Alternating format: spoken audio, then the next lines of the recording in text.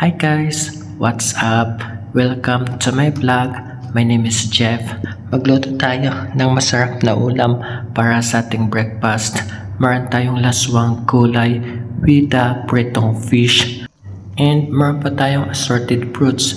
Hugasan natin ng maigi ang ating fish. And prituhin natin ito. After natin maprito, sit-isad lang muna natin. Magpapakulo tayo ng ating water para sa ating sabaw. Ilagay natin ang ating maraming slice of onion, maraming loya, konting bawang, 5 pirasong cloves.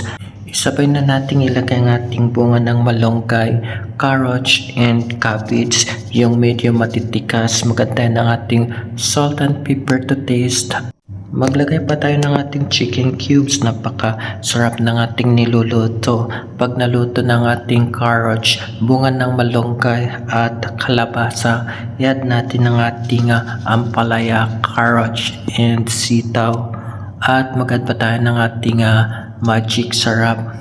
Isabay na rin natin ilagay ang ating napritong fish para manuot na ang lasa ng ating sabaw at sabay-sabay na silang maluto.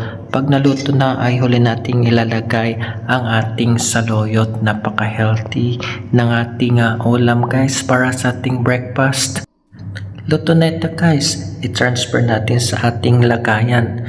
Gawa tayo ng ating cold drinks. Meron tayong Arabic dates or tamar with assorted nuts. So yung ating dates, powdered milk, and meron pa siyang oats. Maganda sa ating heart ang oats guys. At assorted nuts, cashew nuts, pistachio nuts, and almonds. Hindi na ako naglagay ng sugar or honey kasi matamis na ang ating dates.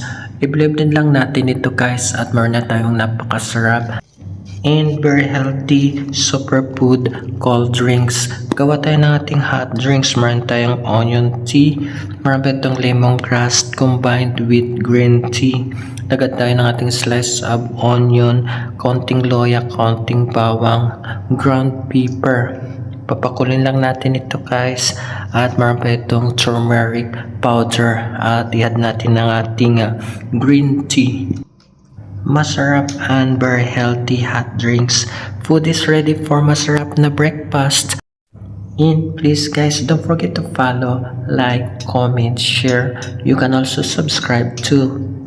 Meron pa tayong assorted fruits, carrots, kiwi, banana, apple, and grapes.